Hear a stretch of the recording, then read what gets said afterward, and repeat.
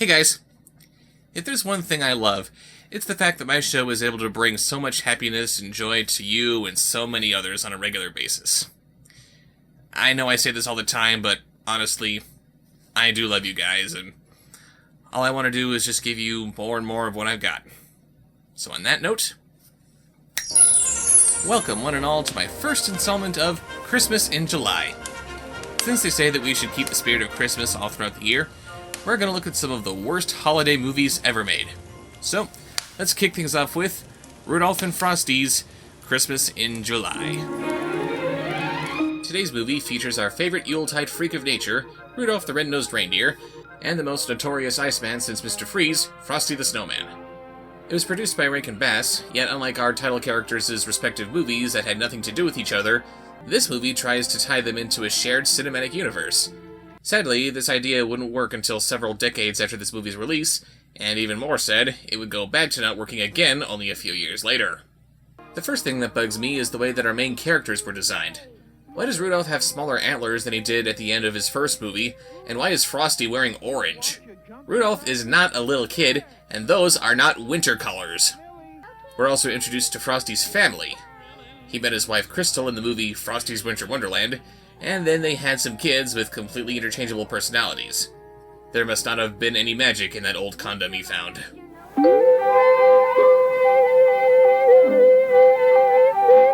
Rudolph! What's the matter with your nose?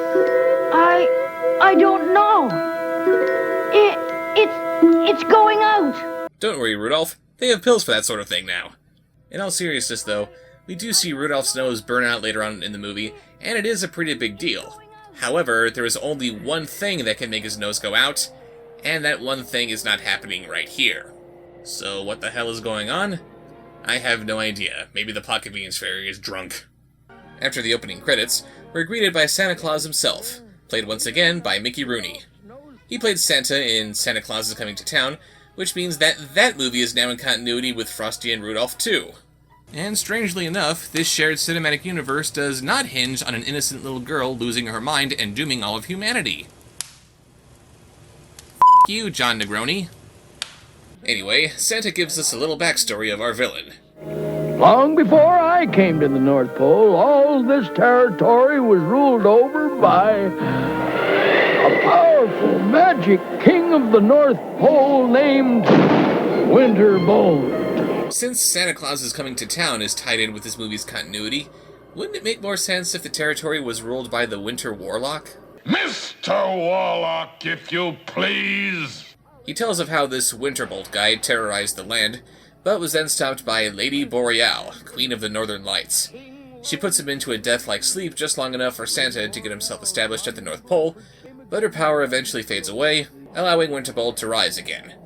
He decides to do away with the jolly interloper. He looks to be a king, but there can be no king of the North save me. He goes to seek advice from the actually pretty creepy genie of the Ice Scepter, and he soon devises a plan to trap Santa in a massive snowstorm, but first he has to get Rudolph the Red-Nosed Reindeer out of the North Pole, since Rudolph was blessed by Lady Boreal with a magical marking which is responsible for his glowing red nose and makes him the ipso facto protector of the North Pole from all things Winterbolty, so he gets Rudolph out of the North Pole by suggesting he accompany Frosty the Snowman to a circus somewhere on the beach in the United States, which can only happen thanks to these magical amulets that'll keep Frosty and his family from melting until the last firework of their 4th of July celebration, which Frosty will be invited to after Winterbolt gives this balloonist-slash-ice cream man the idea of inviting him to perform in the circus in order to save it from being sold to Professor Hinkle from the first Frosty the Snowman movie, who is now called Sam Spangle, and trapping Santa in an eternal void of dark, spooky fog when he goes to pick up Frosty and his family, since he's the only one with the means of getting him back to the North Pole before they melt, and with Santa out of the way, he'll then be able to seize control of the North Pole again so he can be loved by the children of the world despite having disposed of Santa, because the children of the world would totally be okay with that for some reason. Everybody got that? We're not even 10 minutes in and we've completely jumped the rails here. I mean, I know that Santa Claus is not exactly the same guy as St. Nicholas who dropped coins into people's shoes, but what the hell's going on here? So yeah, we have Rule 63 Stormella here trying to keep Santa fog-bound so that he can take over the North Pole and be loved by children all over the world as if that had any bearing on his power before. Because this is someone you want giving toys to little kids. Here, child, take this toy so that you will love me. It drips with the blood of Santa Claus.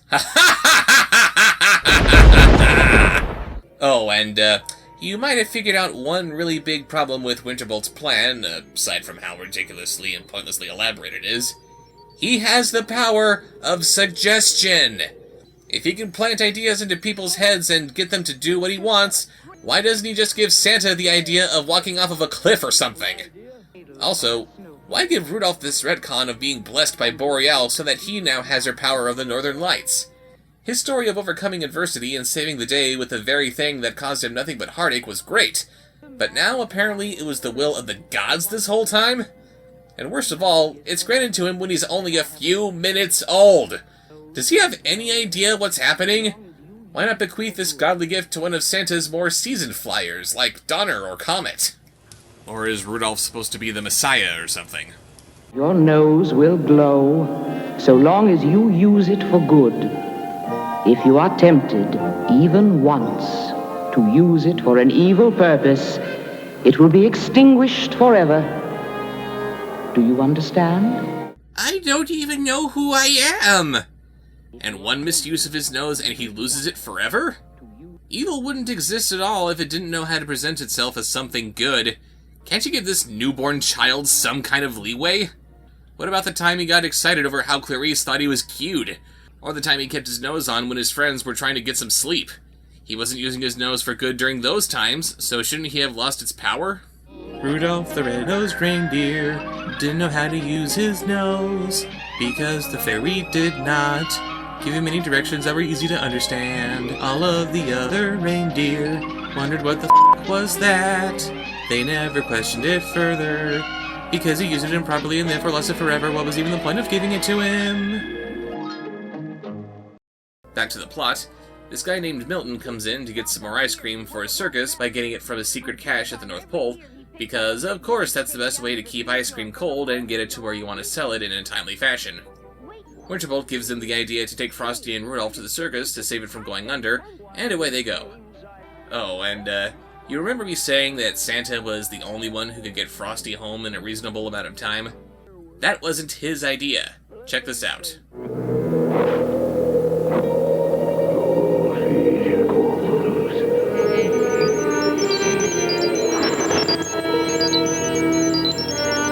Say, I just got a wonderful idea.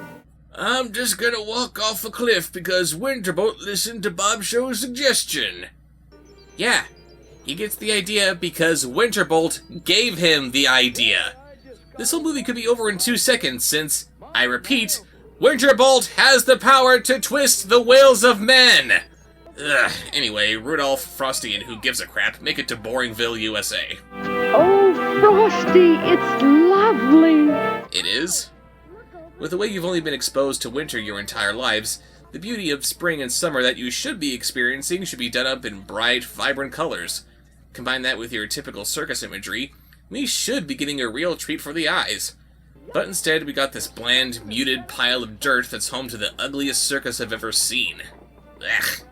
We get a little song sung by the ringleader, Ethel Merman, but since it serves no point or purpose, let's move on. Back at the North Pole, Winterbolt decides that his plan isn't needlessly complicated enough, so he goes to the Cave of Lost Rejections. First the Island of Misfit Toys, now the Cave of Lost Rejections.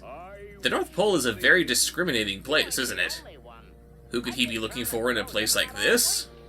Find me a reindeer as mean as Rudolph is kind, as cunning as Rudolph is guileless, as selfish as Rudolph is giving. A corrupt, cunning knave of a creature with ambition to equal my own. I would imagine that of all the incredibly talented reindeer that Santa could have selected for his sleigh team, he picked the 8 that he did because they looked very friendly and welcoming.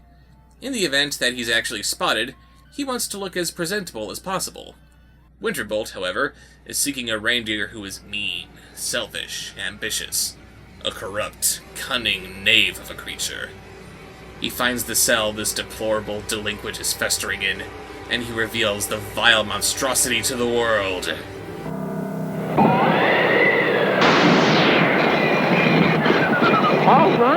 All right, for crying out loud. I'll pay the rent. The reindeer that he seeks is supposed to be pure, unadulterated evil. And instead he gets a melted bunny rabbit with the voice of Andy Dick? You fail, movie! Meanwhile, Rudolph and Frosty are ready to start the show. Life with a circus is like life with a guy. Sometimes you're low and sometimes you're high. Chicken today and feathers tomorrow. One day is good and the next day there's sorrow. Alright, I know that it's Ethel Merman and all, but can't you give her an actual reason for breaking into song? I know you can make a song about anything, but do you need to make a song out of everything? I don't care what, long as I got my guy. And what guy are you talking about? One of the clowns? Chief running stereotype? Or are you implying that you're having a little tryst with Milton? I don't care what. King Moonracer? What are you doing here? They took my crown and ripped my wings off. They're monsters!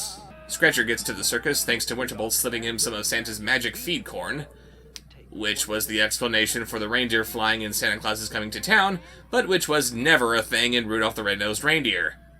Do you see the problem with combining these properties? The backstory of one clashes violently with the backstory of the other. Santa and the Misses, meanwhile, are preparing to join Frosty and Rudolph at the circus to take them back home after the 4th of July celebration. We work too hard, Mama. Although I guess I'm not the easiest man in the world to live with, though. Well, only when it gets close to Christmas Eve. Oh. Then you get drunk and start throwing things. Actually, here's a thought. Why didn't the Clauses take Frosty and Rudolph to the circus themselves? His sleigh is a lot faster, and he could keep an all-seeing eye on his lead reindeer to make sure he doesn't get into any trouble.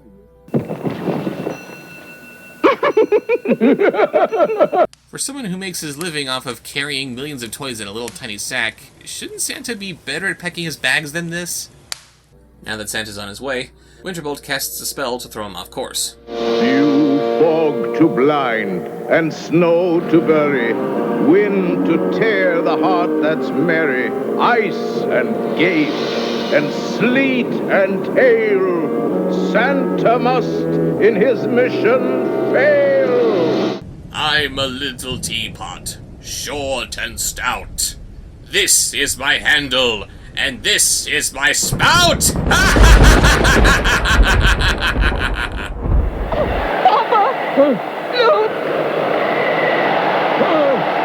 What could destroy us? Oh, only Rudolph were here! Yes, because a tiny bioelectric light bulb can take out a tornado. Oh wait, no it can't. Instead of focusing on the task at hand and trying to get out of the storm, Santa sings a song about how he loves his wife. I see rainbows when I look at you, and the rain goes as the sun comes through. I see rainbows when I look at you. Rain or shine. Oh. Wrong. Santa and Jessica did not get married at a church. They got married out in the woods. Again, what is the continuity here? And why do they look like Bridget Fonda and Chuck Norris? Back in the States, Frosty is feeling nervous about his impending doom lurking on the horizon. I'm kind of worried that Santa won't be here on time. Daddy, the show must go on. That's what Aunt Lily says. Aunt Lily? You better not be related to who I think you're related to! Later that day, Rudolph meets Scratcher, who he apparently has some history with, not that we ever see it, and he thinks he can get Scratcher a job at the circus. Why is he immediately trusting of Scratcher when he's everything that Rudolph isn't, and he knows this? Never explained. You'd think he'd try to shove his antlers into Scratcher's eyes or something. Oh wait, I forgot. They made him a little kid again. He can't do that, can he? We then see the circus's Christmas in July show playing to a full house. Where are my elves? Oh, hark! Here they come now.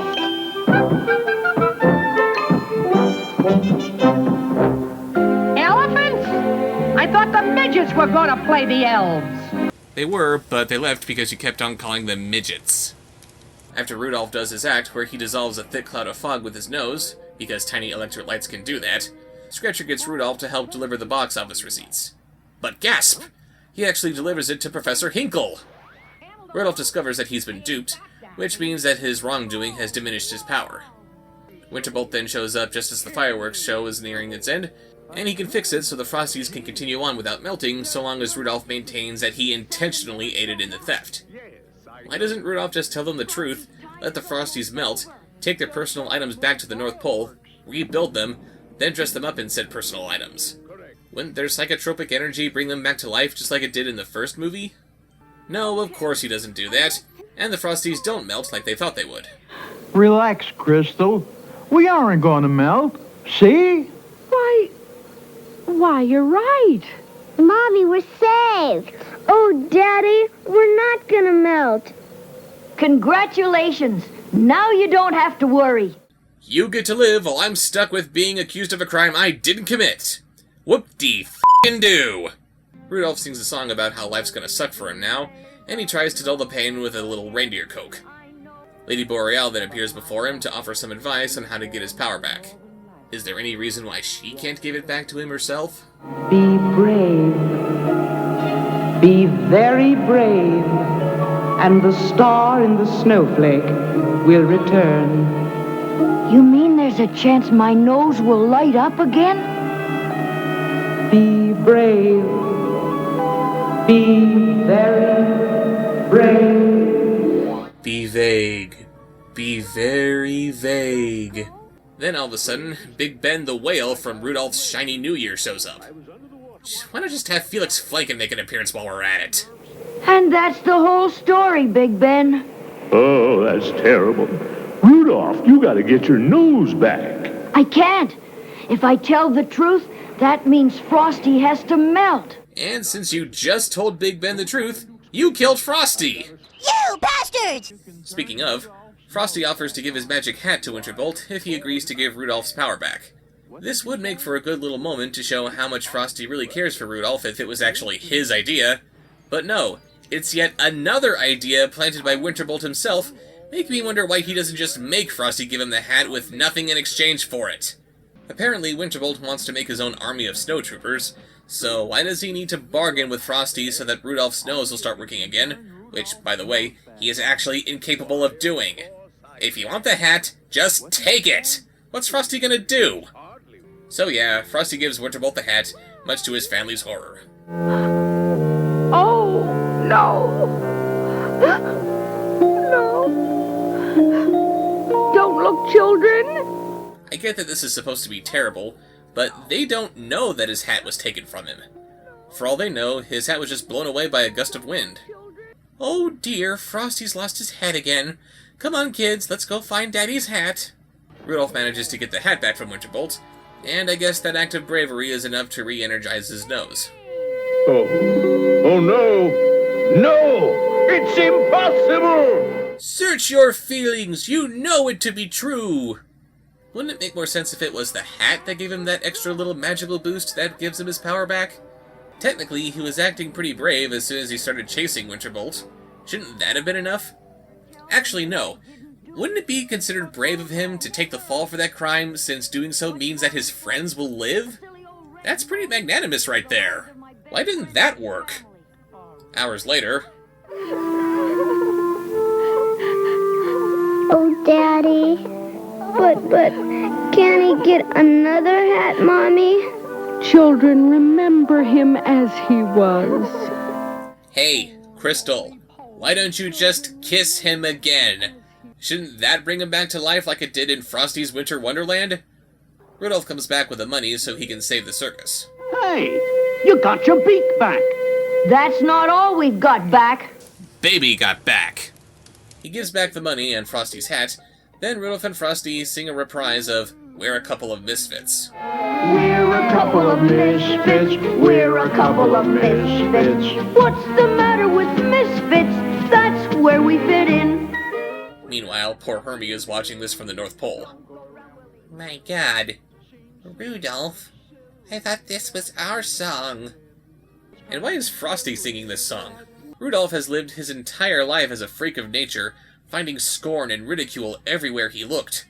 Frosty was a celebrity as soon as he first muttered, "Happy birthday!" This is not your song, Frosty. But when Winterbolt shows up for a final showdown, Ethel Merman shoots him right in the face. She just throws her gun at him. I think she's missed the point of firearms. My powers are gone! When the scepter dies, I go too! I turn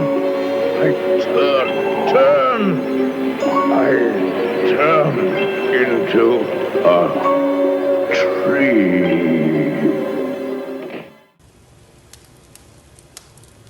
Normally this would be the part where I'd say, oh my goodness, this raises so many questions, but I'm just too busy recoiling in horror right now. That was dark, was it not? Now that Winterbolt has been horrifically disposed of, the storm dies down and Santa is able to get to the circus. But with Winterbolt gone, so is his magic, leaving the Frosties to meet their melty fate. But it's okay. Remember Big Ben from earlier? He left to go get something from South America, which just happened to be Jack Frost, another character from Frosty's Winter Wonderland. Okay, points for going to South America to get Jack Frost, who would be doing his winterly duties at this time of year, but getting him in a couple of hours? I call bullcrap.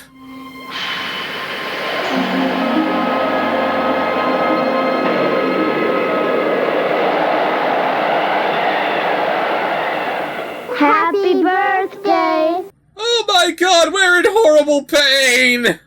Now that the circus is saved, Professor Hinkle is taken away, the Frosties are reconstituted, Rudolph has his goddess powers back, and the Clauses are inexplicably in their traditional garb, the movie ends with Santa taking the Frosties home, while Rudolph stays behind with the circus for a little while longer. Why? Gee, I kinda miss not being with Santa. Because apparently he doesn't like being with Santa. Douchebag. So that was Rudolph and Frosty's Christmas in July. And even by Rankin Bass standards, this was a weird one. To its credit, the Winterbolt scenes had a very creepy atmosphere to them, but everything else in this movie is a complete mess. The songs are filler, the villain has all these amazing powers but he has no idea how to use them. Santa, similarly, has no idea how to navigate through extreme weather or look in on what his enemies might be planning for him. Isn't Santa's most important power the ability to see everyone everywhere? Frosty is just kinda there for the ride without contributing anything of value. Rudolph being the messenger of the gods is just weird, and the questions that arise from all of these movies taking place in the same universe is frustratingly head-tilting. There are plenty of ways that Frosty or Rudolph could have had their own Christmas in July, or maybe even both of them together if you really needed it, but this was just not the way to do it. In short, stick with the originals, do your best to ignore this movie, and be sure to tune in next week when I continue to give you the gift that keeps on giving. My pain!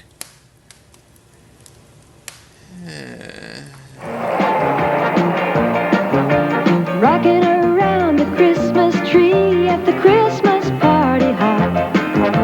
Mistletoe hung where you can see every couple tries to stop. Rocking around the Christmas tree, let the Christmas spirit ring.